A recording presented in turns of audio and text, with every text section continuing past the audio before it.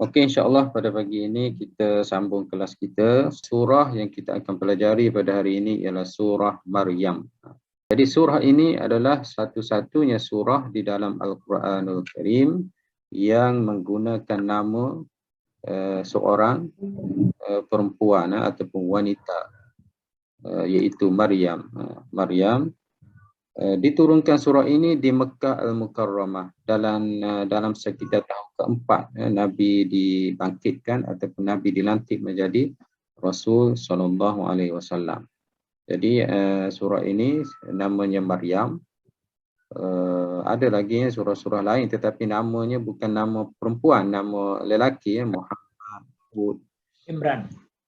Ya, tetapi surah ini adalah dinamakan dengan surah Maryam. Sudah tentulah Maryam ini seorang yang hebat di dalam sejarah ataupun di dalam agama kita.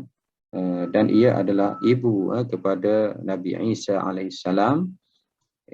Kalau kita lihat kepada tarikh Masihi, maknanya 2000 tahun yang lepas. Sekarang ini 2021 kan, maknanya 2000 tahun yang lepas Isa alaihissalam, iaitu nabi yang akhir daripada Bani Israel, dan selepas itu Nabi kita Muhammad sallallahu alaihi wasallam. Bilangan ayat ini adalah bilangan ayatnya ialah 98 sahaja. Dan surah yang ke-19 mengikut susunan Mushaf Uthmani yang ada pada kita sekarang ini. Mengikut susunan Mushaf Uthmani. Dan bila disebut surah Maryam, ada satu kisah yang biasa kalau kita jumpa dalam sirah Nabi SAW. Surah ini dibaca oleh Ja'far bin Abi Talib semasa hijrah ke Habsyah. Semasa menghadap Raja An-Najashi di Habsyah, maka antara surah yang dibaca adalah surah Maryam ini. Jadi hijrah ke Habsyah itu berlaku dalam tahun ke-5 selepas Nabi dilantik menjadi Rasul, dan surah ini diturunkan pada tahun ke-4 selepas Nabi dilantik menjadi Rasul. Jadi pada tahun ke-5 berlaku hijrah ke Habsyah sebanyak 2 kali. Hijrah yang pertama diketuai oleh Uthman ibn Affan, dan hijrah yang kedua diketuai oleh Ja'far bin Abi Talib. Hijrah yang pertama melibatkan dalam 16 orang sahabat Nabi SAW. 4 orang lelaki, 4 orang perempuan, 11 orang lelaki. Hijrah yang kedua lagi ramai iaitu dalam 88 lelaki, dan mengikut riwayat kalau campur dengan isteri dan anak-anak dalam 100 lebih, 101 orang. Jadi semasa hijrah sahabat Nabi ke Habsyah, semasa para sahabat Nabi ataupun mereka yang awal memeluk Islam ditindas, ditekan, dan berlaku kesempitan berada di Mekah Al-Mukarramah. Jadi Nabi arahkan supaya berhijrah ke Habsyah.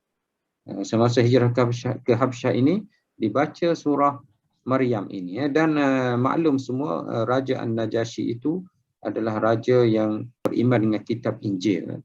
Jadi apabila dibaca ayat surah Maryam ini, maka menangislah Raja An-Najashi.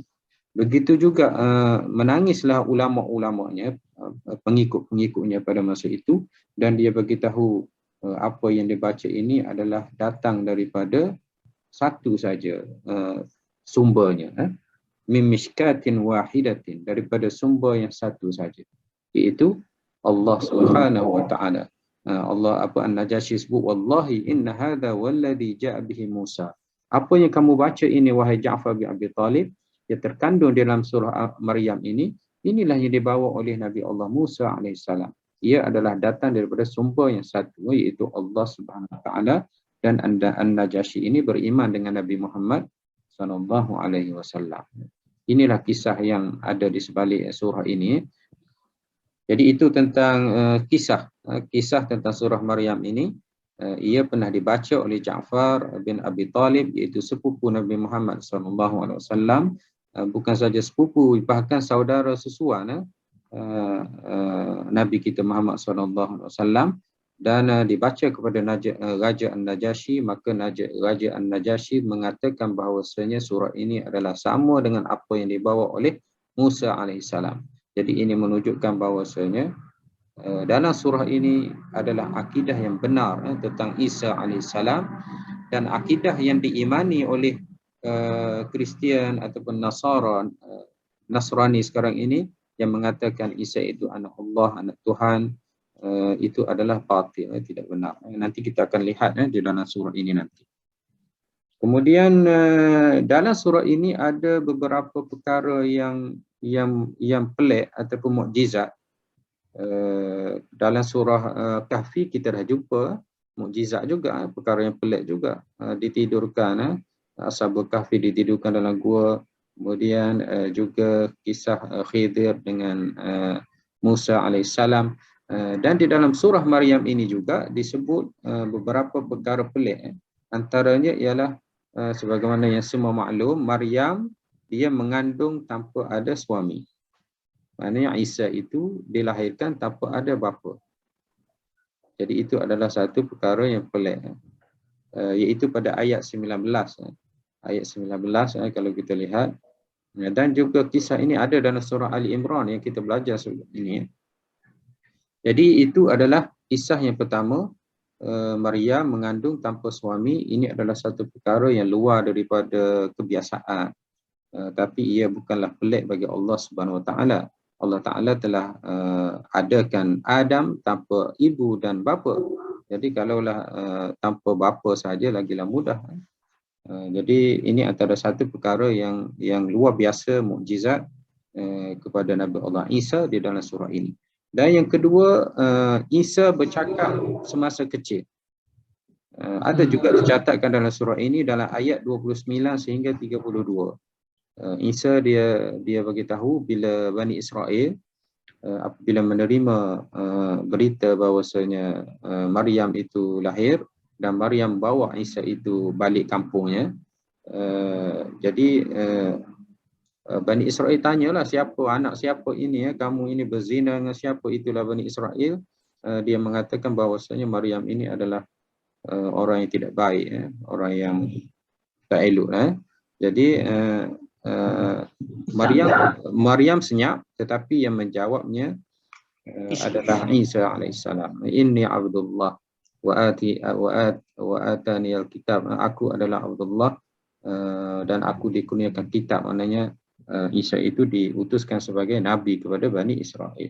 Itu yang kedua, benda yang luar biasa, mukjizat.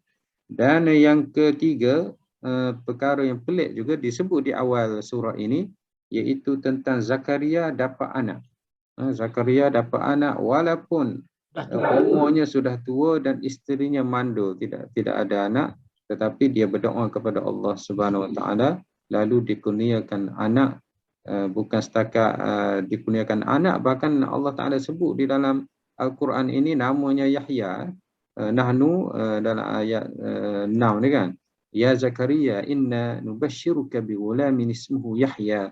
Wahai Zakaria, sesungguhnya kami memberitahu kamu berita gembira, kamu akan dapat anak lelaki namanya Yahya. Yahya ini maksudnya yang hidup, Yahya, Haya, Yahya. Jadi umurnya dah tua, isterinya mandul, tetapi Allah Ta'ala makbulkan doanya, mendapat anak, iaitu Yahya. Kedua-duanya adalah Nabi. Nabi dilantik oleh Allah Subhanahu Wa Ta'ala. Jadi itu adalah antara perkara pelik dalam surah ini. Dan mungkin kita tidak dapat nak gambarkan, dan kita anggaplah itu semua adalah mukjizat kenabian, mukjizat Nabi yang diberikan oleh Allah Subhanahu Wa Taala.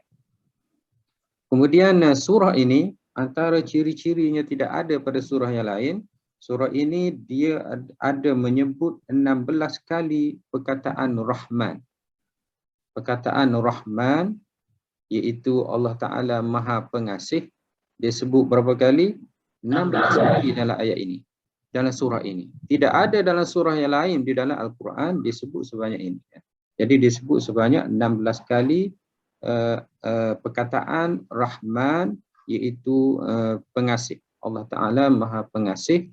Dan ayat yang kedua, terus saja dimulai dengan zikru rahmati rabbika abdahu Zakaria. Terus disebut dengan rahmah, iaitu limpahan rahmat Tuhan kamu ke atas hamba-Nya, iaitu Zakaria. Jadi surah ini adalah surah kasih sayang. Surah kasih sayang, surah yang menunjukkan Allah Ta'ala, walaupun di sana ada kesulitan, Maryam itu mengandung, beranak dan sebagainya, begitu juga Zakaria dan juga Nabi-Nabi yang lain disebut di dalam surah ini, tetapi surah ini adalah satu surah yang menunjukkan limpahan, kurniaan, kasih sayang Allah Subhanahu wa Ta'ala kepada hamba-Nya di dalam kisah-kisah yang ada di dalam surah ini. Dan kalau kita lihat 16 tempat itu, ayat 18 disebut Allah Ta'ala Maha Penyayang. Ayat 18 salah satunya ini, qalat inni a'udzu birrahmani minka in kunta taqiyya. Apabila datang malaikat, datang kepada Maryam, malaikat Jibril, jadi Maryam takut pada masa ini. Dia kata apa? Sesungguhnya aku memohon perlindungan daripada Tuhan yang Maha Pengasih daripada gangguan engkau, iaitu malaikat, in kunta taqiyya, kalaulah engkau seorang yang bertakwa. Maknanya ini adalah satu permintaan. Biasalah orang perempuan bila datang yang seseorang yang tidak dikenali, maka dia pun minta jauh. Jadi Maryam ini dia minta dengan Allah yang Maha Pengasih. Jadi ini adalah antara ayat yang menyebut Ar-Rahman. Kemudian ayat 26 juga disebut Ar-Rahman. Ayat 26, mana ayat 26 ni? Fakuli washrabi wa qarri aina fa imma turyanna minal bashar ahadan faquli inni nadhartu lirrahmani sawma falan ukallima al-yawma insiyya. Maka makanlah wahai Maryam dan minumlah serta bertenanglah hati daripada segala yang membimbangkan. Kemudian kalau engkau melihat seseorang manusia, maka katakanlah sesungguhnya aku bernazar dia membisu kerana Allah yang Maha Pengasih. Ini selepas dia melahirkan Isa alaihissalam. Jadi dia bernazar berpuasa. Kalau orang tanya, beritahu saja aku berpuasa, aku tak boleh bercakap. Falan ukallimul yauma ma'insiya, dan aku pada hari ini tidak akan bercakap. Juga disebut perkataan Ar-Rahman, dan juga di dalam ayat-ayat lain antaranya 44. Jadi surah ini secara kesimpulannya surah yang banyak menyebut perkataan Rahman. Ya abati, ini adalah juga disebut Rahman. Ini bagaimana Nabi Allah Ibrahim alaihissalam telah meminta kepada ayahnya, ya abati, wahai ayahku, la ta'budus syaitan, jangan kamu sembah syaitan, inna syaitana kana lirrahmani asiyya. Jangan kamu sembah syaitan wahai ayahku, sesungguhnya syaitan itu adalah berdosa kepada Tuhan yang Maha Pengasih. Jadi walaupun jadi kita boleh lihat di sini kasih sayang Allah Ta'ala itu pada Maryam dengan menjaganya, dengan menyelamatkannya, dan kasih sayang Allah Ta'ala itu kepada hamba-Nya seperti ayah Nabi Allah Ibrahim ini, Allah Ta'ala menerima walaupun berdosa, walaupun kafir, jika kembali kepada agama Allah, maka Allah Ta'ala masih lagi menerima. Maknanya kasih sayang, rahmat Allah Subhanahu Wa Ta'ala ada disebut di dalam surah ini sebanyak 16 kali.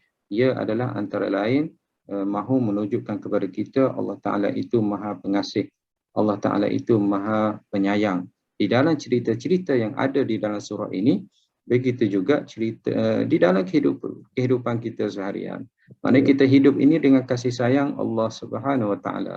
Umur yang kita ada berbaki ini belas kasih sayang Allah Ta'ala. Hidayah petunjuk, kita hadir kelas, saya mengajar tafsir dan sebagainya. Ini semua adalah kasih sayang Allah Subhanahu Wa Ta'ala. Rezeki kita, ibadat kita, semuanya itu adalah kasih sayang Allah Subhanahu Wa Ta'ala. Cuma kita saja mungkin terlupa kepada Allah Subhanahu Wa Taala. Termasuk juga orang yang berdosa. Orang yang berdosa itu pun dia mungkin rasa jauh dengan Allah. Tetapi ada dalam satu hadis, mereka yang bertaubat kepada Allah sepertilah seorang yang kehilangan unta di padang pasir. Apabila dia bangun, dia lihat unta ada sebelahnya. Maknanya bila orang itu hilang unta, dia rasa hidupnya akan matilah di padang pasir yang tandus. Tidak ada bekalan, tidak ada kenderaan, hanya tunggu mati saja. Apabila dia sedar, buka matanya, lihat ada unta di sebelahnya. Begitulah gembiranya, seolah-olahnya gembiranya Allah SWT apabila seseorang itu kembali kepada agama Allah, kembali bertaubat kepada Allah Subhanahu Wa Taala. Maknanya Allah Taala kasih sayang itu meliputi semuanya kepada orang yang beribadat yang baik, kepada orang yang berdosa, semuanya adalah mendapat kasih sayang Allah Subhanahu Wa Taala. Allah Taala sebut innallaha yaghfiru dzunuba jami'a. Sesungguhnya Allah Taala mengampun semua dosa-dosa. Hatta dosa syirik. Allah Taala ampun sebelum mati. Bila mati tidaklah. Jadi sebelum seseorang itu meninggal, dia ada melakukan kesyirikan kepada Allah Subhanahu Wa Taala, dia bertaubat dan sebagainya, Allah Taala sebut innallaha yaghfiru dzunuba jami'a. Allah Taala ampun dosa-dosa tersebut. Ini semua adalah tanda kasih sayang Allah Subhanahu Wa Taala. Jadi ada lagi dalam surah-surah lain, dalam ayat-ayat lain. Jadi ayat tadi saya sebut ayat 44, ada ayat 45 selepas itu. Ya, ayat 45. Ya abati inni akhafu an yamassaka adzabun minar rahman. Wahai ayahku, sesungguhnya aku ini bimbang azab Allah Taala yang Maha Pengasih itu mengenai engkau. Maknanya engkau ditimpa azab daripada Tuhan yang Maha Pengasih itu. Fatakuna lisyaitani waliya. Maka menjadilah ayah rakan kepada syaitan di dalam neraka. Jadi disebut juga Rahman itu, kasih sayang itu. Ini pun cara kita untuk mengajak seseorang kepada agama kita. Kita sebut Tuhan itu Maha Pengasih, Tuhan itu Maha Penyayang. Allah Taala sayang kepada engkau, Allah Taala sayang kepada kita semua. Ini semua adalah limpahan kasih sayang daripada Allah Subhanahu Wa Taala. Jadi perkataan-perkataan itu menyebabkan seseorang mendengarnya dia rasa sedap. Jangan pula kita hina dia, seolah-olah dia tidak ada limpahan rahmat daripada Allah. Seolah-olah kita kata pada dia, engkau ni orang berdosa, engkau ni orang golongan yang berada dalam kemurkaan Allah, seolah-olah mereka ini tidak ada dah jalan lain ataupun tidak ada kasih sayang daripada Allah SWT. Jadi kita sebut juga Allah Taala itu adalah pengasih, penyayang, sebagaimana yang disebut oleh Nabi Allah Ibrahim kepada ayahnya ini. Jadi ada lagi dalam ayat lain, dalam ayat 58, ayat 61, ayat 69, ayat 75. Mungkin semua pun dah baca ayat-ayat ini. 78, 85, 87, 88, 91, 92, 93, sehinggalah 96. Ada 16 tempat Allah Ta'ala sebut Rahman. Jadi seseorang yang baca surah ini, sudah pasti dia akan merasai kasih sayang Allah Subhanahu Wa Ta'ala. Okey, kemudian tafsiran secara ringkas surah ini.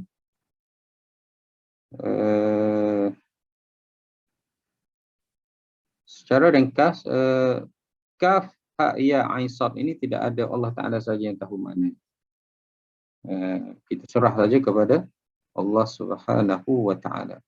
Kemudian ayat 1, ayat 2 sehingga 15. Ayat 2 sehingga 15 adalah kisah Nabi Zakaria dan Yahya. Jadi untuk maklumat juga, surah Maryam ini awal surah ini dia ada cerita tentang nabi-nabi saja.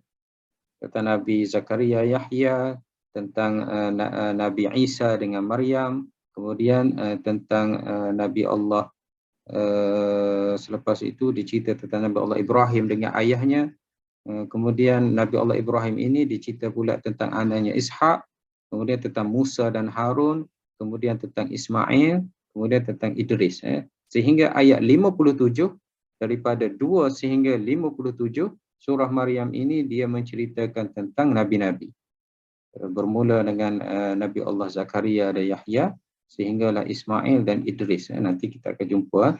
Cuma yang panjang disebut tentang cerita Nabi ini adalah cerita Zakaria dan juga Yahya, kemudian Isa. Yang lain-lain itu disebut secara ringkas saja. Jadi ayat 1 sehingga ayat 2 sehingga 15 surah Maryam ini dia menceritakan tentang Nabi Allah Zakaria dan Yahya. Dan Nabi Allah Zakaria inilah yang menjaga Maryam. Yang menjaga Maryam. Kalau kita lihat kisah-kisah yang ditulis oleh ulama kita, Zakaria ini adalah suami kepada mak saudara Maryam. Mak saudara Maryam. Jadi dia ada persaudaraan di situ, dan Zakaria ini dia menjaga Maryam alaihissalam. Dan Zakaria ini nasabnya sampai kepada Sulaiman bin Daud, dan juga kembali nasabnya kepada Ibrahim alaihissalam, kepada Yaqub, Sulaiman, Daud dan Yaqub. Dan Yahya itu adalah anaknya, diberikan anaknya Yahya ini pada usahanya yang tua, walaupun seperti mana yang saya beritahu tadi, isterinya tidak dapat melahirkan anak. Jadi Allah Ta'ala cerita dalam ayat 2 hingga 18 ini adalah tentang bagaimana Zakaria ini dia beritahu, wahai Tuhanku, sesungguhnya aku ni sudah tua, sudah berubah, tetapi aku masih lagi tidak berasa putus asa untuk berdoa kepadamu. Maknanya kita dapat gambarkan harapan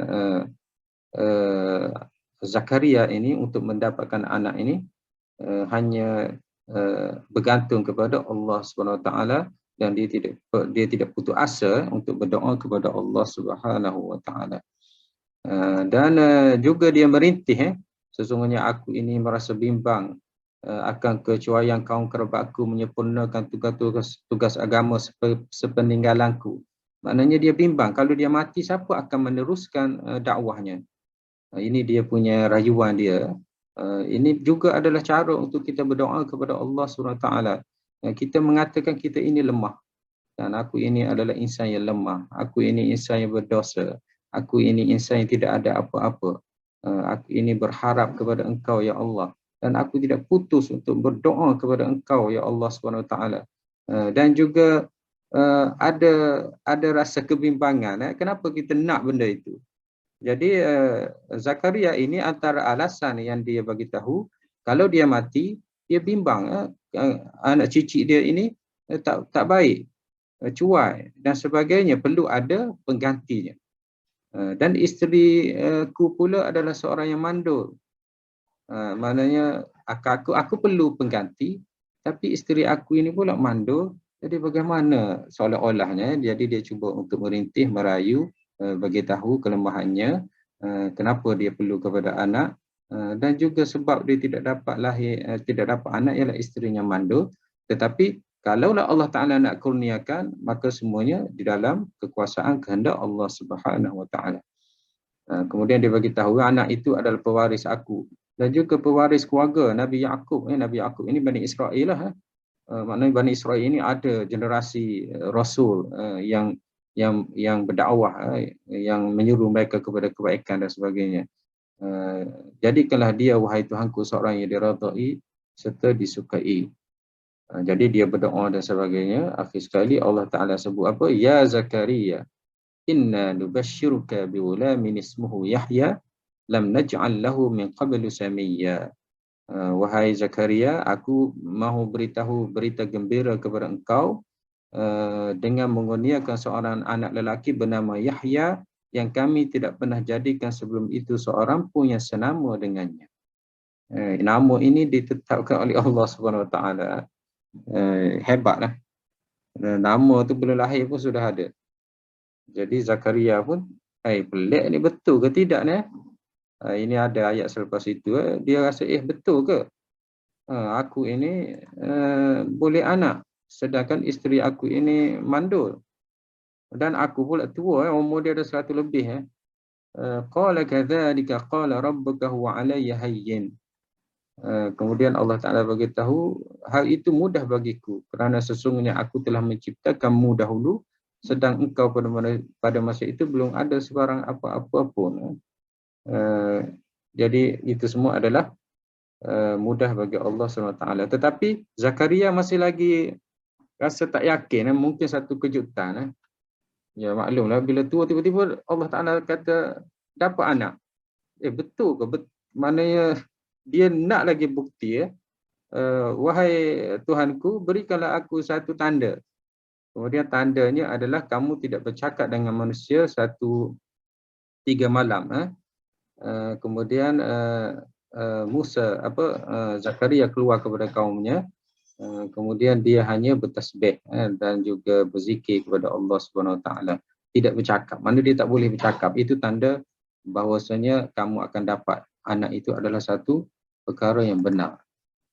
Itu lebih kurang cerita Zakaria dan Yahya. Dan Zakaria dan Yahya ini akhirnya telah dibunuh oleh Bani Israel. Zakaria dan Yahya ini akhirnya telah dibunuh oleh Bani Israel. Bani Israel ini terkenal dengan kaum yang bunuh Nabi. Kaum yang bunuh anbiya, wa yaqtulunal anbiya. Mereka ini datang Nabi tak sehaluan dengan mereka akan bunuh. Jadi terkenal Bani Israel ini, di antara Nabi yang mereka bunuh adalah Nabi Zakaria dan Nabi Yahya alaihissalam. Ada kubur Zakaria ini ada di Damsyik di Syria. Wallahu alam betul ke tidak, tetapi ada kuburnya. Dan kedua-duanya dibunuh oleh Bani Israel, kaumnya sendiri.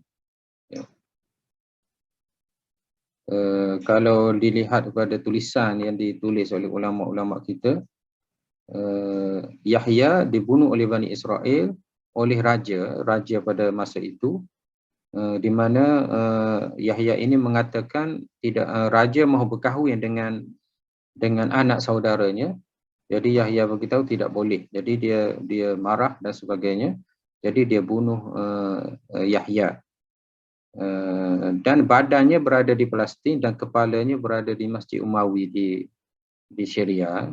Ada, kalau siapa yang pergi ke Syria sekarang ini, tak ramai yang pergi. Ada di dalam masjid itu kepala. Wallahu a'lam betul ke tidak. Cuma ada percanggahan lah. Ada yang mengatakan badan dan kepalanya ada di Palestin, ada di Al-Quds, dan ada yang mengatakan badannya ada di Palestin dan kepalanya ada di Masjid Umawi. Dalam masjid itu ada satu tempat, di situ ada kepala Yahya, dibunuh oleh Bani Israel. Begitu juga Zakaria juga dibunuh oleh Bani Israel.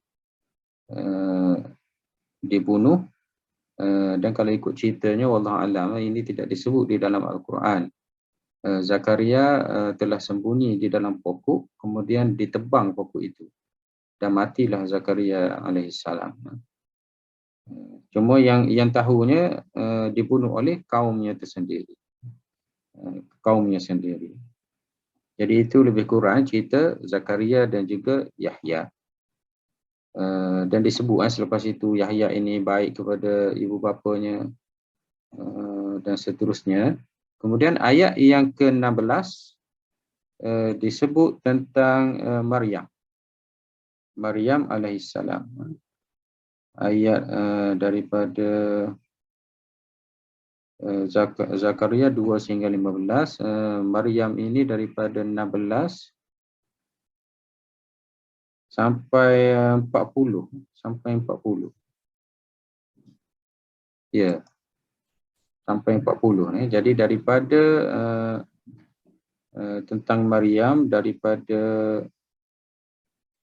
16 tadi sampailah 40, cerita tentang Maryam dan Isa alaihissalam. Cerita ini pun semua sudah tahu kan. Allah Ta'ala, sebenarnya Maryam ini mak dia isteri kepada Imran. Dia bernazar, dia pun tak dapat anak juga. Kalaulah dapat anak lelaki, dia akan jadikan anaknya itu adalah khadam kepada Baitul Maqdis, Masjid Al-Aqsa, duduk kat situ, berkhidmat untuk masjid, duduk kat situ, jaga masjid, dan belajar kat situ dan sebagainya lah. Tetapi bila dilahirkan, yang dapatnya adalah anak perempuan. Tetapi pun begitu, diteruskan nazarnya itu cuma perlu kepada orang yang menjaga Maryam itu. Jadi yang menjaga Maryam itu selepas diundi, maka Zakaria menjaga Maryam. Itu ada dalam surah Ali Imran. Dan Maryam ini Allah Ta'ala sebut di dalam Ali Imran, surah Ali Imran, malaikat berkata, "Ya Maryam, inna Allah astafaki." Sesungguhnya Allah Ta'ala telah memilih engkau, wahai Maryam. "Wa tahharaki wastafaki ala nisa'il alamin." Banyak-banyak perempuan di alam ini, Allah Ta'ala telah memilih Maryam untuk mengandung Isa alaihissalam. Dan dalam surah yang sama, Ali Imran, malaikat pun beritahu, "Wahai Maryam, inna Allah yubashiruki bi kalimatin minhu ismuhul Masihu Isa bin Maryam." Sesungguhnya Allah Ta'ala nak beritahu berita gembira, engkau akan dapat Isa, anak, iaitu Isa alaihissalam. Jadi cerita ini ada disebut dalam surah Ali Imran. Cuma di dalam surah Maryam ini disebut sedikit tentang cerita tentang Isa dan juga Maryam alaihissalam. Jadi ayat berapa tadi? 16. Okey, ini dia beritahu bila Maryam mengandungkan Isa, dia telah pergi ke satu tempat yang terpencil, yang jauh, di sebelah timur Masjid Al-Aqsa, yang jauh daripada kaumnya. Kemudian membuat dinding melilingi dirinya, maknanya biasalah orang, sebabnya bila Maryam ini mengandung, jadi Bani Israel telah menuduh Maryam ini telah berzina. Maryam ini, kenapa kamu buat apa? Kamu duduk kat masjid, tiba-tiba kamu mengandung tiba-tiba. Jadi kita dapat gambarkan betapa tertekannya Maryam. Sedangkan Allah Ta'ala telah pilihnya untuk mengandung Nabi Isa alaihissalam. Jadi begitu juga Zakaria. Zakaria yang menjaga Maryam juga dituduh, kamulah yang menyebabkan Maryam ini mengandung. Jadi berbagai cerita boleh kita gambarkan. Jadi Maryam dan keluarganya adalah keturunan yang baik. Dan Bani Israel ini telah biasa, Bani Israel ini memang jahat, boleh katakan begitu. Bukti Bani Israel ini jahat adalah Nabi banyak di kalangan Bani Israel. Jadi mereka telah fitnah Maryam, mereka telah fitnah Zakaria, bahkan Zakaria itu dibunuh pun atas asas itu. Bahkan Isa alaihissalam juga dibunuh, disalib, mahu dibunuh oleh Bani Israel kerana mereka ini terkenal dengan membunuh para anbiya yang diutuskan oleh Allah Subhanahu Wa Taala. Jadi Maryam dia pergi ke tempat yang jauh, dia cari tempat yang jauh daripada kaumnya kerana kaumnya menghalau, menghina dan sebagainya. Kemudian sehinggalah dia melahirkan anak. Ini disebutnya fa'aja'al makhadu ila jiz'in nakhlati qala ya laitani mittu. Inilah kalau kita baca, itu sangat sedih. Bagaimana Maryam itu mengandungkan Isa, kemudian dia pergi jauh sampai ke satu pokok tamar.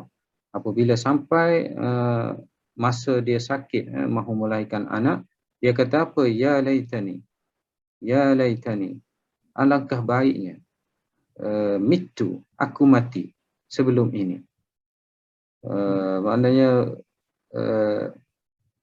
ayat ini memberitahu kepada kita fizikal dan jiwa Maryam ini yang dapat bertahan dengan ujian Allah Subhanahu Wa Taala itu, sehingga dia beritahu kalau aku mati, maknanya alangkah baiknya, maknanya betapa berat ujian yang Allah Taala berikan kepadanya. Kemudian selepas itu datang satu seruan supaya dia menggoncangkan pokok tamar. Janganlah engkau berduka cita, wahai Maryam. Sesungguhnya Tuhanmu telah menjadikan di bawahmu sebatang anak sungai. Maknanya ada sungai. Wahuzzi ilaika bijiz'in nakhlati. Dan gegarkanlah, maknanya goncanglah pokok tamar itu supaya gugur kepadamu buah tamar yang masak. Jadi apabila dalam keadaan yang sangat sempit itu, Maryam beritahu mati lagi elok pada masa ini, ada seruan mengatakan jangan kamu bersedih. Dan kamu goncang ataupun tepuk pokok tamar, batang pokok tamar di sebelah kamu itu, maka akan gugurlah pokok buah tamar yang rutab, janiyah. Ini pun ada orang bagi tahu bahawasanya antara yang mudah untuk melahirkan anak ialah dengan makan buah tamar ataupun buah rutab. Rutab itu boleh memudahkan seseorang untuk melahirkan anak. Jadi tepuk orang yang mengandung ataupun sakit mengandung itu tidak kuat, tetapi dengan izin Allah SWT maka gugurlah buah tersebut. Jadi dimakan oleh Maryam dan dapatlah tenaga daripada itu untuk melahirkan Isa alaihissalam. Fakuli washrabi, makanlah buah tamar dan juga makanlah air yang sungai ada di depan kamu itu. Waqarri aina, maka bertenang hatilah kamu.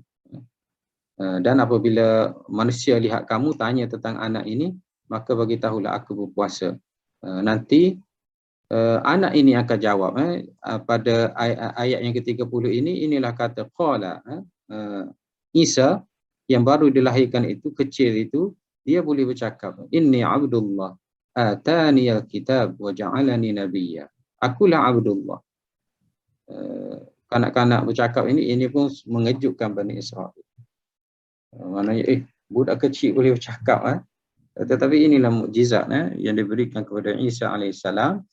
Dan segala apa yang dituduh oleh Bani Israel itu, maka telah dijawab sendiri oleh Isa alaihissalam. Maknanya cuba fikir betapa lama, berbulan-bulan Maryam berada dalam tekanan. Juga Zakaria alaihissalam berada dalam fitnah dan sebagainya. Akhir sekali Allah Ta'ala beri anak yang kecil itu, iaitu Isa, boleh bercakap. Inni Abdullah atani alkitab wa ja'alani nabiyya wa ja'alani mubarakan aynama kuntu wa awsani bis salah waz zakati ma dumtu hayya wa barram biwalidati. Ini ajaran-ajaran yang Nabi Allah Isa sebut. Aku diberi kitab, kemudian dilantik menjadi nabi, kemudian dijadikan aku ini seorang yang ada keberkatan di mana saja aku berada, dan diwarisikan, diperintahkan kepadaku supaya solat dan membayar zakat selama mana aku hidup, dan juga diperintahkan kepada aku supaya membuat baik kepada kedua kepada ibuku, biwalidati, supaya tidak ada ayah, wa barram biwalidati, buat baik kepada ibuku. Walam yaj'alni jabbaran syaqiyya, dan tidak menjadikan daku seorang yang sombong, takbur dan derhaka. Dan sejahteralah pada hari aku lahir, pada hari aku mati, dan pada hari aku dibangkitkan. Dzalika Isa bin Maryam, itulah Isa ibnu Maryam, qaulal haqq alladhi fihi yamtarun. Itulah Isa alaihissalam. Ini akidah bagi kita umat Islam. Isa itu adalah hamba Allah dan dia dikurniakan kitab, dan dia adalah nabi yang dilantik oleh Allah Subhanahu Wa Taala. Jadi Isa itu bukan kata Tuhan ataupun anak Tuhan. Tidak, dia hanyalah hamba Allah dan juga dia adalah nabi sebagaimana nabi yang lain. Dia adalah manusia. Okey. Jadi sampailah ayat ayat berapa tadi? 40. Semuanya tentang Isa dan juga Maryam alaihissalam. Maryam ini ada di kalangan kafir Bani Israel mengatakan dia Tuhan juga. Jadi bila melihat Isa itu boleh bercakap, dan juga Maryam itu adalah dipilih oleh Allah SWT, maka selepas itu, selepas generasi demi generasi, ada yang menganggap bahawasanya Maryam itu adalah Tuhan. Ada dalam Al-Quran. Nanti kita jumpa insya-Allah. Okey, ada soalan sampai situ? Jelas. Jelas. Dah banyak dengar cerita ni kan. Okey, Isa ini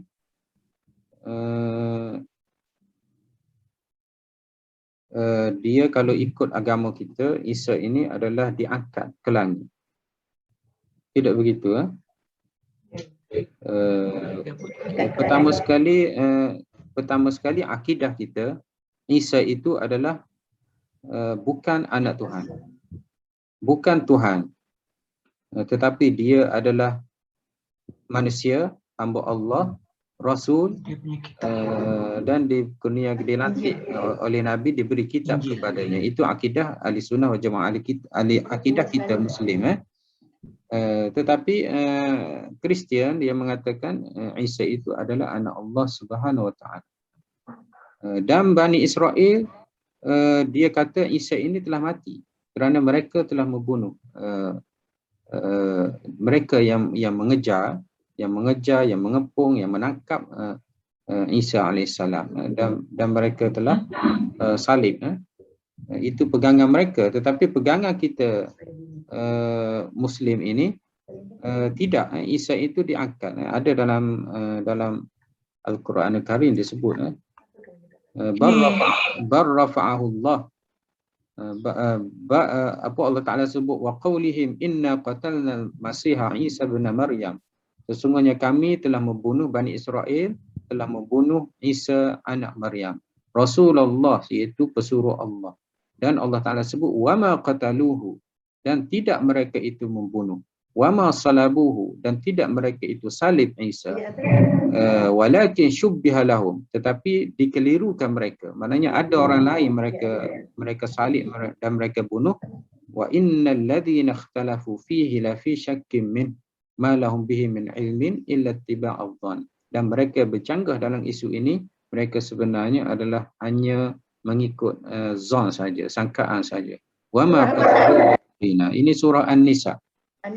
Ayat 157, 158. Jadi wama qatalu yaqina.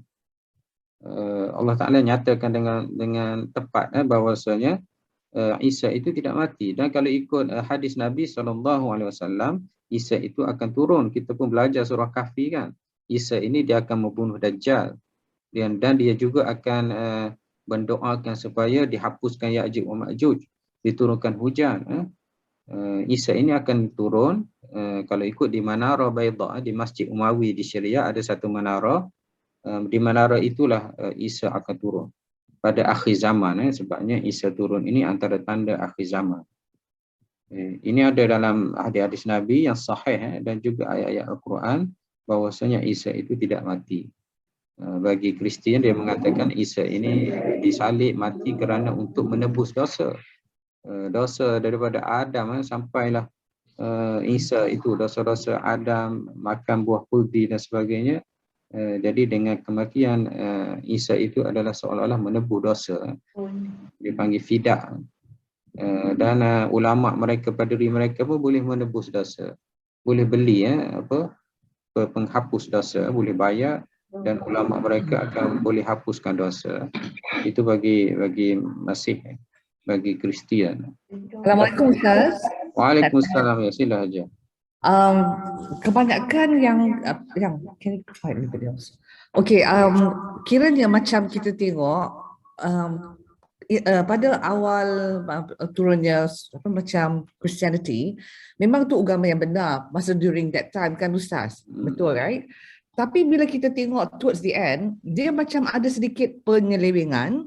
Adakah where does it start from Ustaz? Daripada macam mana boleh jadi macam terpesong yang mengatakan bahawa dia priest can actually macam ampunkan dosa. Kalau macam Ustaz kata itu betul, kalau kita pergi, ialah zaman-zaman dulu kita selalu pergi melawat church Ustaz kan, macam all tour pergi. Saya pun pernah pergi ke Vatican City Ustaz masa zaman dulu sebab macam kita kerja.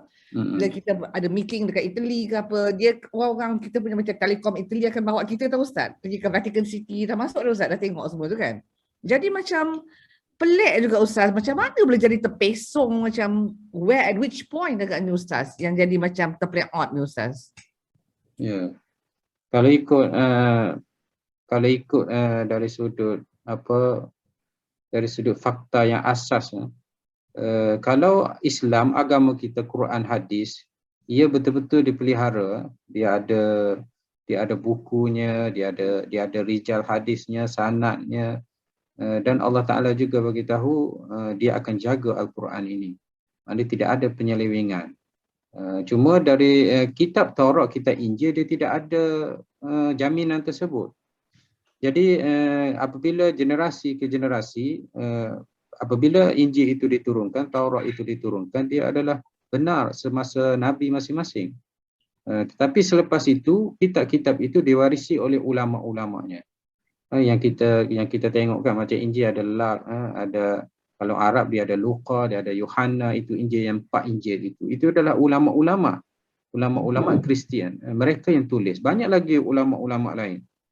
Saya tak tahu dalam bahasa Inggeris, tapi dalam bahasa Arab ini saya pun ada rumah saya, ada Barnabas, ada Yohana, ada Luqa, dan ada lagi. Jadi apabila kitab itu ditulis oleh ulama, jadi dia akan mula terpesong. Ulama itu ada tambah, ada kurang, dan kadang-kadang ulama ini menjadi ulama kerajaan ataupun ulama raja pada masa itu. Raja minta supaya ubah. Jadi berlakulah penyelewengan, sehinggalah Kristian telah membuat satu macam kita muktamar ataupun satu perjumpaan untuk menentukan kitab mana yang paling betul, kitab mana yang paling sahih. Itulah yang ada pada sekarang ini, yang Injil sekarang ini. Setelah diputuskan beberapa Injil sahaja perlu dipegang oleh Kristian. Injil-Injil yang lain perlu dibuang. Itu pun ada mazhab-mazhab Kristian, juga mazhab-mazhab Yahudi Bani Israel. Mereka beriman dengan kitab-kitab lain daripada yang kita ada sekarang ini. Yang ada bersama saya Perjanjian Lama, Perjanjian Baru. Perjanjian Lama itu adalah Taurat, Perjanjian Baru adalah Injil. Itu semua adalah diputuskan oleh perjumpaan. Saya pun tak ingat pada tahun berapa, saya lupa. Kalau bahasa Arab dipanggil perjumpaan Niqiyah. Bahasa Inggeris saya tak baca. Dibuat satu muktamar untuk memutuskan tu. Jadi asasnya agama yang sebelum Nabi kita Muhammad SAW, dia tidak dijaga. Dia dipesongkan oleh ulama-ulama. Dan mereka telah bagi tahu, seperti Isa, dia telah bagi tahu akan datang seseorang yang bernama Ahmad. Dalam surah surah Saf, wa id qala Isa bin Maryam ya bani Israel. Ya, betul. Sudah pun diberitahu, musaddiqan lima bayna yadayya min at-taurat wa mubasysyiran bi rasulin ya'ti min ba'di ismuhu Ahmad. Dalam kitab-kitab mereka itu sudah sebut bahawasanya Nabi Muhammad ini akan datang, dan kamu semua kena ikut Nabi Muhammad. Kamu semua kena ikut Nabi Muhammad, kerana Nabi Muhammad inilah sebenarnya Nabi yang akan datang, penyudah ataupun pelengkap segala syariat yang ada pada kamu sebelum ini. Jadi kalau mereka itu percaya kepada kitab mereka yang sebenarnya, maka mereka akan beriman dengan Nabi Muhammad SAW. Tetapi mereka tidak beriman, mereka pesongkan kitab-kitab mereka. Cuma kita kena ingat, Isa ini akan turun. Bila Isa akan turun, maka Isa inilah yang akan membenarkan apa yang Nabi Muhammad kita bawa ini. Jadi pada masa itu Isa akan turun, dan Kristian contohnya yang mengatakan Isa ini Allah, Isa akan jawab sendiri, aku bukan Tuhan. Aku diturunkan, aku juga mengikut syariat Nabi Muhammad SAW. Begitu juga Bani Israel yang mengatakan Isa ini telah mati, mereka bunuh. Isa ini masih hidup lagi, dan Isa juga akan menjawab segala fitnah. Bahkan Isa inilah yang akan bunuh Yahudi yang bersama dengan Dajjal. Kerana ada satu hadis akan diikuti Dajjal ini oleh Yahudi Asfahan, Iran itu. Di akhir zaman akan berlaku perang, sehingga pokok mengatakan di belakang itu aku ada Yahudi, bunuhlah mereka. Cuma ada satu pokok saja, iaitu pokok Warqa yang menolong Yahudi. Jadi Isa ini juga adalah satu bukti bahawasanya dia akan diturun, kemudian dia akan membenarkan apa yang dibawa oleh Nabi Muhammad SAW. Jadi tidak ada jaminan, mereka kitab-kitab Taurat dan Injil itu tidak ada jaminan. Allah Ta'ala jaga, dipesokkan oleh ulama-ulama. Macam kita pun sama, macam kita ni, kalaulah Allah Ta'ala tak jaga Al-Quran, kitab kita bakal diseleweng. Mungkin kalaulah Quran ini tidak dijaga, rasuah pun dah jadi halal dah sekarang ini. Mungkin zina pun dah jadi halal. Ya, Tetapi Quran itu 30 juzuk dihafal, dijaga, tak mungkin ada penyelewengan. Tetapi Taurat Injil dia banyak versi. Macam mana nak hafal? Kita ini alhamdulillah ada 30 juzuk. Jadi penyelewengan itu berlaku apabila ada kepentingan yang ada pada ulama, kepentingan ada pada zaman itu ditulis, diubah, dan juga bahasa Arab lain, Inggeris lain, terjemahan-terjemahan ini juga mengubah kepada pemahaman. Berlaku zaman berzaman, maka berubahlah kitab tersebut. Macam kita tak boleh, contohnya Quran, tak boleh tulis dengan bahasa Melayu. Contohnya alif, la, al-kaf, ha, ya, tak boleh kita tulis kaf, ha, mesti tulis dalam bahasa Arab. Mungkinlah nak belajar itu lain, mungkin orang yang buta huruf dan sebagainya, Arab itu permulaan dia belajar tu mungkin dia boleh tulis dan sebagainya. Tapi Al-Quran ini tidak boleh ditulis 30 juzuk dengan bahasa Melayu. Maksud saya bukan dalam bahasa Arab yang kita tengok. Haram hukumnya. Ya. Jadi itu juga adalah tanda ia dijaga. Barisnya, bunyinya, ayatnya, juzuknya, daripada Nabi dibangkitkan sampailah sekarang dia tidak berubah. Ya. Jadilah Quran itu kekal. Terima kasih Ustaz, very clear Ustaz. Thank you. Okey, jadi itu adalah tentang Isa alaihissalam. Akan dijawab oleh Allah Ta'ala di akhir surah. Allah Ta'ala kata dia bukan ada anak dan sebagainya. Nanti insya-Allah kita akan jumpa. Cuma kita kena beriman bahawasanya Isa itu adalah hamba Allah, dia adalah manusia, dia adalah rasul yang dilantik oleh Allah Ta'ala. Diberikan kepadanya kitab untuk Bani Israel di zamannya, dan dia tidak mati. Dia tidak mati, diangkat ke langit dan dia akan turun semula ke bumi pada akhir zaman. Nabi kita bagi tahu, walladhi nafsi biyadi, maknanya akan sampai aku bersumpah dengan diriku ini di tangan Allah SWT, akan sampai satu masa diturunkan Maryam, diturunkan Isa ibni Maryam, yang akan menegakkan keadilan di atas muka bumi ini. Wa yaksirus salib, dan akan memecahkan salib. Maknanya Kristian ini adalah, maknanya Kristian itu akan ditentang. Mana-mana saja yang mengatakan Isa itu adalah anak Allah, maka Isa sendiri akan hapus. Dia akan memecahkan salib-salib. Maknanya dia akan musnahkan, dia akan batalkan, ataupun gereja-gereja akan ditutup. Dia akan cuba usaha untuk menutupkan semuanya. Kemudian membunuh babi, wallahu a'lam, ada yang mengatakan babi ini sudah menjadi makanan manusia pada zaman itu. Sedangkan ia adalah haram. Dan ada juga orang-orang yang mengatakan kita ini banyak benda-benda yang ada babi di dalam makanan kita tanpa kita sedari. Wallahu a'lam. Tapi ini disebut oleh Nabi akan dibunuh babi. Kemudian harta pada masa itu melimpah ruah, maknanya orang tak nak pada harta. Nabi sebut wa yafidul mal, maknanya aman, makmur, ekonomi okey, negara aman, sejahtera, rakyat berada dalam keadaan yang baik apabila Isa itu turun, memakmurkan alam ini, sehingga yafidul mal, sehingga harta itu banyak, hatta la yaqbiluhu ahad, sehingga harta ni kalau kita bagi tak ada orang pun nak. Maknanya semuanya sudah ada harta. Ini hadis diriwayatkan oleh Muslim. Maknanya akan turun pada akhir zaman Isa alaihissalam. Itu kita kena beriman, dan antara kebaikan atau hikmahnya adalah untuk membatalkan apa yang didakwa oleh Kristian dan juga Yahudi. Okey, selesai. Kita lihat balik pada ayat 41. Ayat 41 Allah Ta'ala cerita tentang Ibrahim. Ibrahim alaihissalam, innahu kana siddiqan nabiyya, dia adalah nabi yang benar. Dan yang menarik Ibrahim ini, bagaimana tadi Maryam dengan anak, tidak begitu ya, Maryam dengan Isa alaihissalam.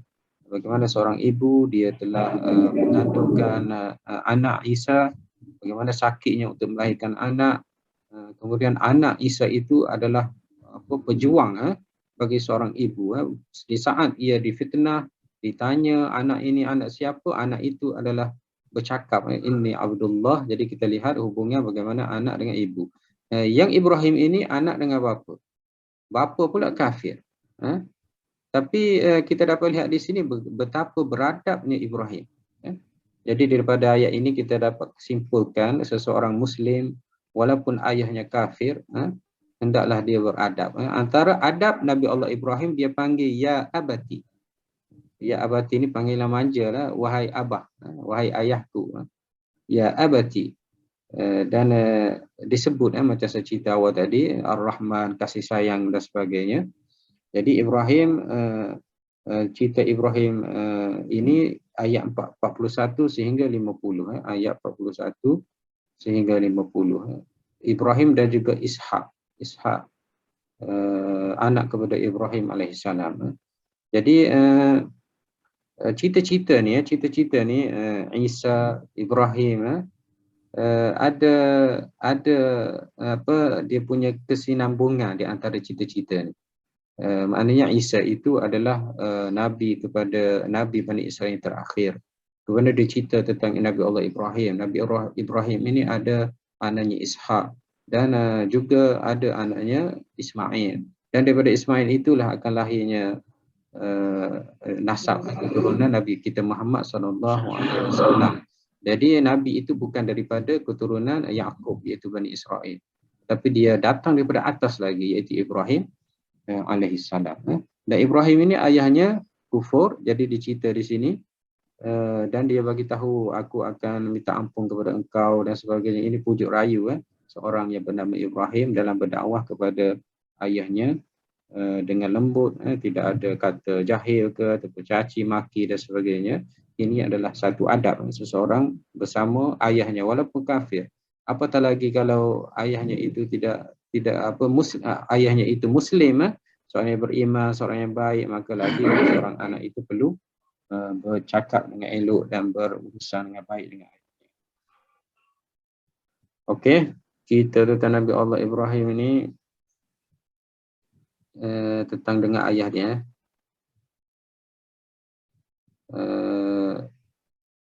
Okey, qala salamun alaika. Nabi Ibrahim berkata, selamat tinggallah ayahku, aku akan memohon kepada Tuhanku mengampuni dosamu, sesungguhnya ia sentiasa melimpahkan kemurahan ihsan kepadamu. Akhir sekali Ibrahim telah tinggalkan ayahnya. Falamma, maka apabila dia berhijrah meninggalkan mereka kaum-kaumnya, apa yang mereka sembah selain daripada Allah kami kurniakan kepada Ishak anaknya dan Yakub cucunya. Maka apabila dia berhijrah meninggalkan mereka dan apa yang mereka sembah, maknanya ganti kepada Ibrahim itu adalah Ishak, berdakwah kepada kaumnya. Yakub inilah Bani Israelnya, nama Yakub itu Bani Israel, Abdullah. Jadi anak cucu Yakub inilah dipanggil Bani Israel, puak-puak Bani Israel sehinggalah kepada Isa alaihissalam. Jadi Ibrahim kemudian Ishak. Seterusnya Allah Ta'ala cerita selepas itu tentang Musa dan Harun, ayat 51. Wadhkur fil kitabi Musa innahu kana mukhlisan wa kana rasulan nabiyya. Sama juga di Quran. Yang sebelum itu Ishak. Fama atazaluhum wa ma ya'buduna min dunillahi wa habna lahu Ishaqa wa Yaqub kullan ja'alna nabiyya. Semuanya adalah para nabi. Dan selepas itu Musa alaihissalam. Kejap saya nak share dia punya silsilah nabi. Kejap. Okey, nampak kecil sikit ni. Nampak jadi? Nampak. Okey, ini maknanya kita bicara tadi Isa. Isa ni. Jadi sebelum Isa itu ada nabi Yahya, Zakaria, Sulaiman, Daud, Yunus, Ilyas, Harun, Musa, Imran, Ilyas. Ibrahim ini adalah bapa Anbiya. Ibrahim sezama dengan Lut. Lut yang kita ada tafsir sebelum ini. Selepas Ibrahim, Ishak. Ishak ada juga Ismail, juga Nabi ya. Ishak, Ismail, kemudian selepas Ishak Yaqub. Selepas Yaqub Yusuf. Yusuf, kemudian Ilyasa, Harun, Ilyas, Yunus, Daud, Sulaiman. Zaman keagungan Bani Israel ialah pada zaman Daud dan Sulaiman. Ini dipanggil zaman Zahabi, zaman keemasan. Pada masa itu mereka telah bina satu ma'bad, tempat sembahan, iaitu di Al-Quds. Daud ini anak kepada Yahuda. Kemudian daripada Daud Sulaiman lahirlah Zakaria, Yahya. Kemudian daripada Sulaiman ini juga lahirnya Isa tanpa ada ayah. Jadi dia berhenti kat sini.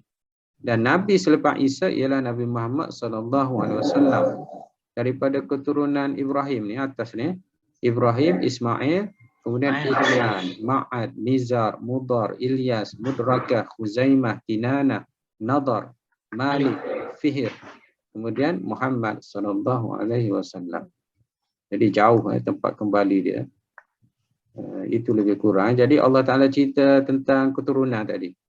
Jadi cerita tentang Zakaria, kemudian cerita tentang Yahya, kemudian datangnya Isa alaihissalam, kemudian cerita tentang Musa, Ibrahim, kemudian Musa, kemudian Ishak, Yaqub. Jadi semua itu adalah nabi-nabi daripada keturunan Bani Israel. Idris kat mana Idris?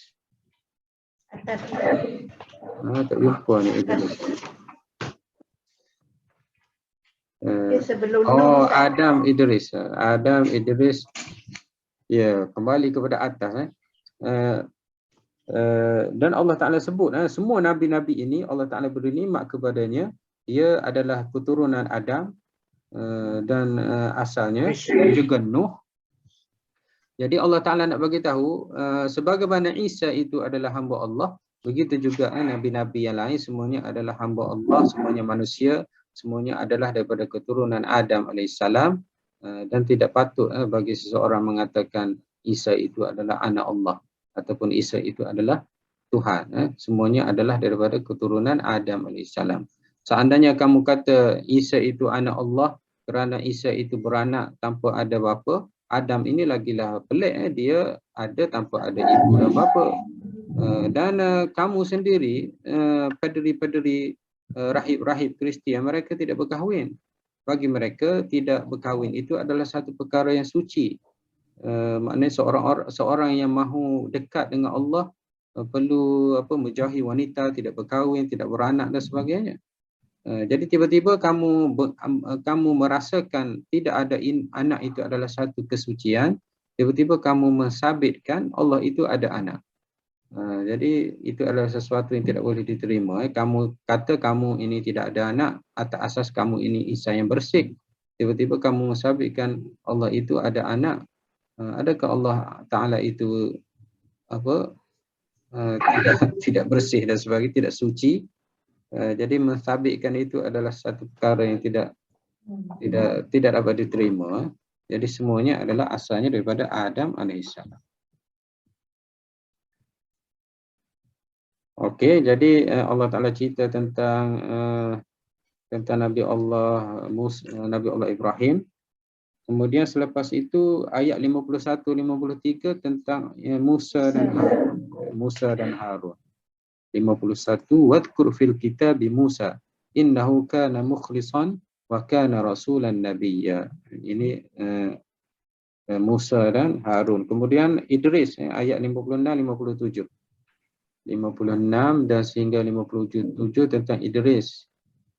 56, wadhkur fil kitabi Idris innahu kana siddiqan nabiyya wa rafa'nahu makanan 'aliyya ulaika alladhi. Kemudian Allah Ta'ala sebut ulaika alladhi, mereka yang disebut itu, iaitu Idris, kemudian Musa, kemudian Harun, Isa, Zakaria, Yahya, Ibrahim, Ishak.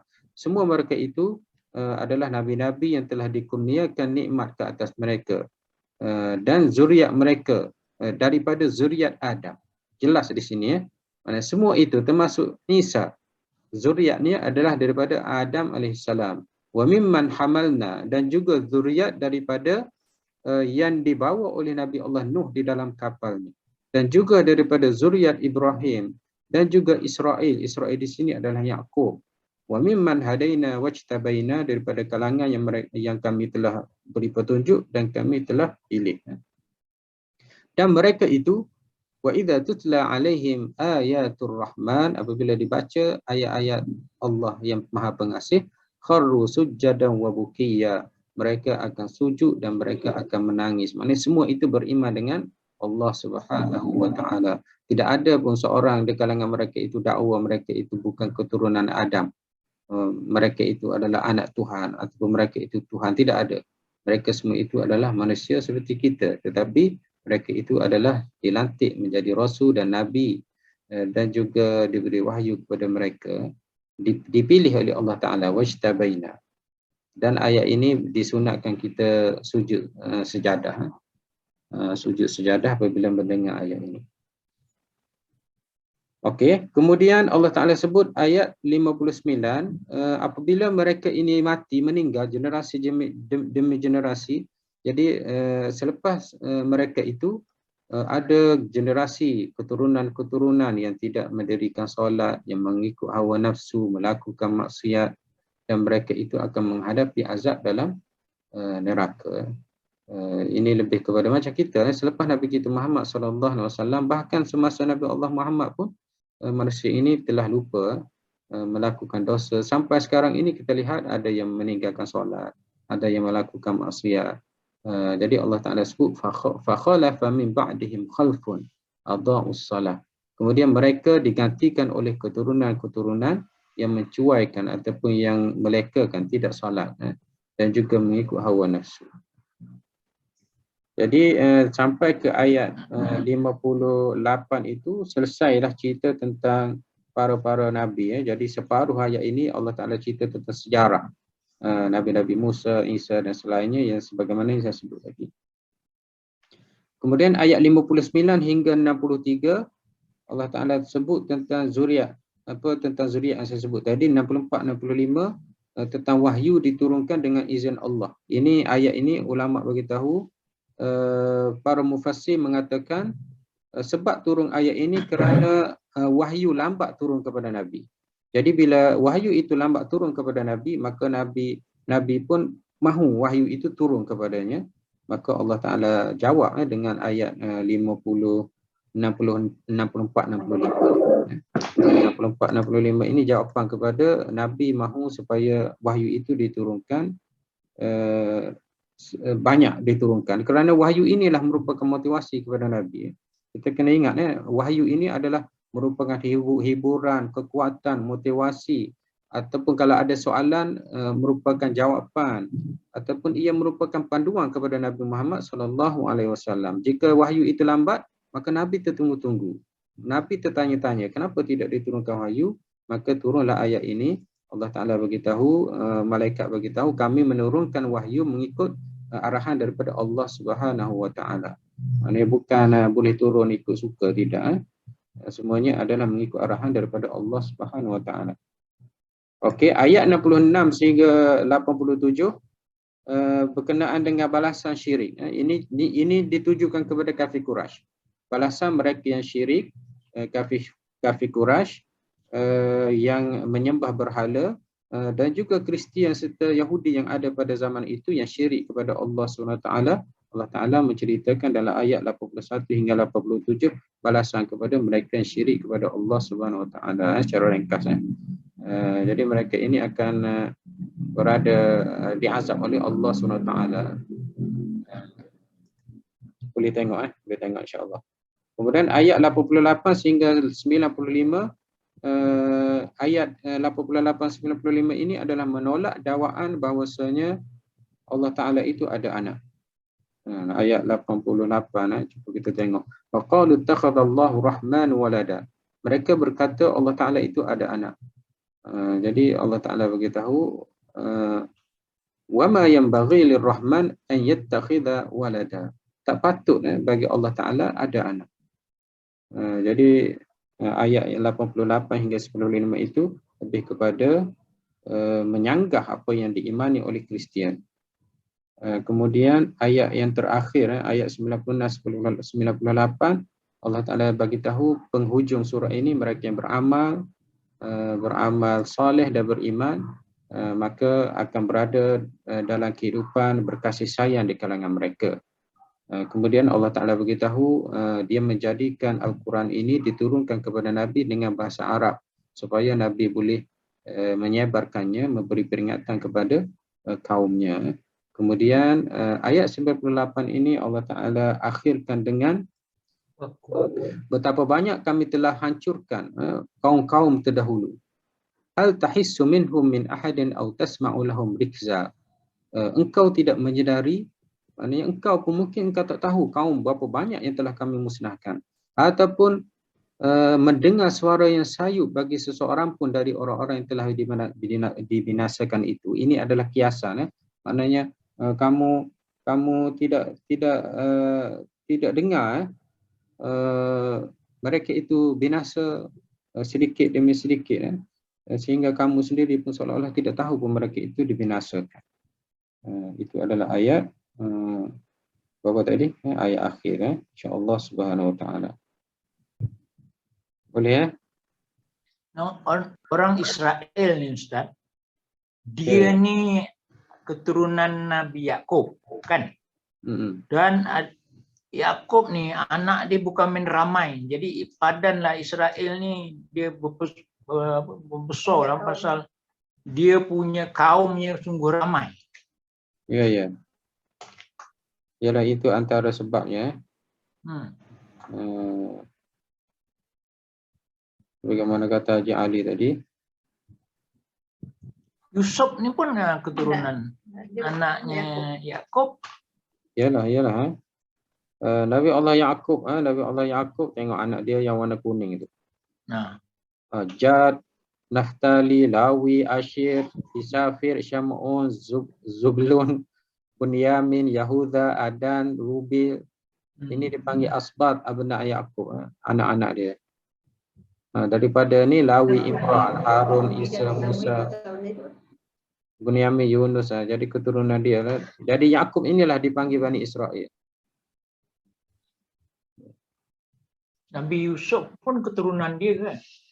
Yunus. Yakub, Yusuf, anak Yakub alaihissalam. Yang kita baca sebelum ni surah Yusuf. Ya, Yahudi ni Yahuda lah. Nama dia Daud dan Sulaiman. Ya. Okey. Ya. Ada soalan nak tanya? Ustaz, Musa ni Musa yang kita tahu tu ke Musa yang ada Musa Ustaz? Macam kita tahu je. Musa Nabi itulah. Yang kita tahu tu Ustaz. Maknanya dia Ustaz tengok balik your chart. Ya. Okay. So dia macam on its own ya. Dia bukan under Yakub, right? Dia sezaman dengan Harun Imran ni anak kepada Imran, Harun. Kemudian dia keturunan Bani Israel jugalah. Dia anak Lawi. Anak Lawi Imran, kemudian Musa dan Harun. Keturunan daripada Lawi juga kembali kepada Bani Israel. Anak Nabi Yakub. Okey. Musa ni memang terkenal memang mereka ni diutuskan kepada Bani Israel. Cerita dalam surah Baqarah tu pergi ke Mesir, pergi ke Baitul Maqdis 40 hari sesat. Banyak wa idh qala Musa liqaumihi ya qaum inni ya Bani Israel dan selainnya. Bedan Juga daripada Bani Israel. Boleh tayang. Okey Ustaz, terima kasih Ustaz. Ustaz pun nak pergi saya. Okey insya-Allah kita sambung minggu depan Ya, terima kasih Ustaz. Assalamualaikum. Barakallahu fiikum wa jazakumullahu khair. Assalamualaikum warahmatullahi wabarakatuh. Waalaikumsalam warahmatullahi